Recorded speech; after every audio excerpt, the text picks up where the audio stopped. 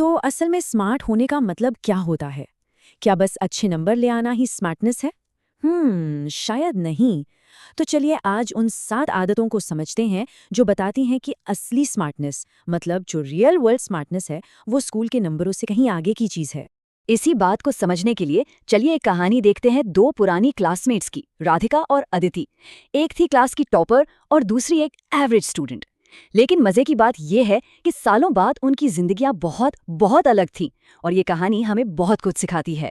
जानते हैं ये शब्द किसके हैं? ये राधिका के हैं। वही लड़की जो क्लास में हमेशा फर्स्ट आती थी।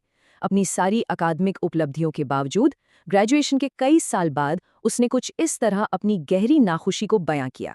तो देखिए, एक तरफ राधिका जो टॉपर थी लेकिन कॉन्फिडेंस की कमी से जूझ रही थी, और दूसरी तरफ अदिति जो एक एवरेज स्टूडेंट थी पर अपनी लाइफ में थ्राइव कर रही थी, आगे बढ़ रही थी। यही अंतर हमारी सबसे बड़ी गलतफहमी को सामने लाता है कि असली कामयाबी सिर्फ नंबरों से नहीं आती, बिल्कुल नहीं। तो फिर असली फर्क था कहाँ? फर्क कुछ प्रैक्टिकल आदतों में छिपा है। ऐसी आदतें जो किताबी ज्ञान से नहीं बल्कि असल दुनिया के समझ और कॉन्फिडेंस से बनती हैं। तो सारी बात आकर रुकती है एक मजबूत नींव बनाने पर। ये कुछ ऐसी आदतें हैं जो हमें असली दुनिया के लिए तैयार करती हैं, और इसकी शुरुआत होती है बाहर कदम रखने से। पहली और सबसे जरूरी आदत है अपने कंफर्ट जोन से बाहर निकलना और असल जिंदगी की चुनौतियों का सामना करना।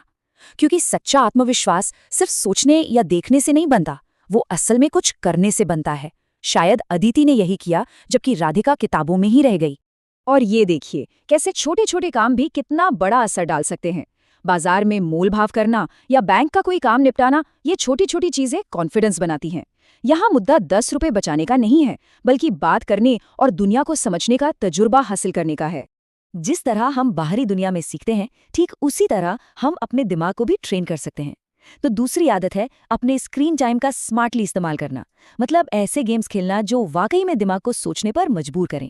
चेस, पजल्स या रूबिक्स क्यूब, ये सिर्फ टाइम पास नहीं है। ये खेल हमारी याददाश्त, हमारी प्लानिंग करने की क्षमता और प्रॉब्लम सॉल्विंग स्किल्स को तेज करते हैं, जो हमें हर दिन की जिंदगी में और स्मार्ट बनाते हैं।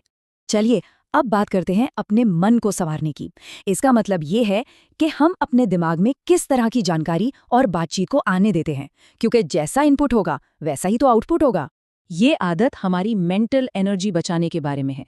एक तो दूसरों के बारे में नेगेटिव बातें करने से बचना है, और उससे भी ज्यादा जरूरी खुद के बारे में नेगेटिव बातें करने से बचना है। जब कोई बार बार खुद को बेवकूफ कहता है तो पता है क्या होता है? दिमाग धीरे धीरे इस कहानी को सच मानने लगता है, और ये नेगेटिव सेल्फ टॉक एक तरह की सेल्फ फुलफिलिंग प्रोफेसी बन जाती है जो सारा कॉन्फिडेंस खत्म कर देती है।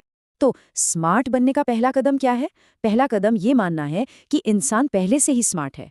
ये जो पॉजिटिव सोच है, ये एक मजबूत नींव की तरह काम करती है।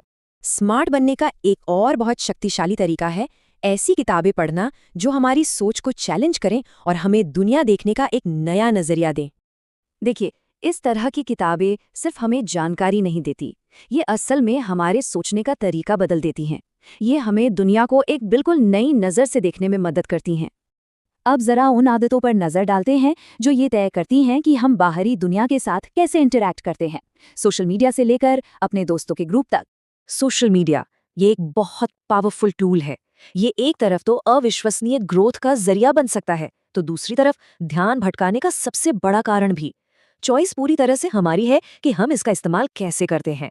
सोचकर देखिए, अगर सोशल मीडिया फीड सिर्फ मनोरंजन के बजाय प्रेरणा और ज्ञान से भरी हो तो? जब हम इंस्पायरिंग लोगों को फॉलो करते हैं तो ये हमारी सोच, हमारे कॉन्फिडेंस और हमारी जानकारी सब कुछ बदल सकता है। सच्ची स्मार्टनेस का मतलब मुश्किल शब्दों का इस्तेमाल करना नहीं है। इसका असली मतलब है अपनी बात को आसानी से समझा पाना और सामने वाले को ये महसूस कराना कि उसकी बात को समझा गया है।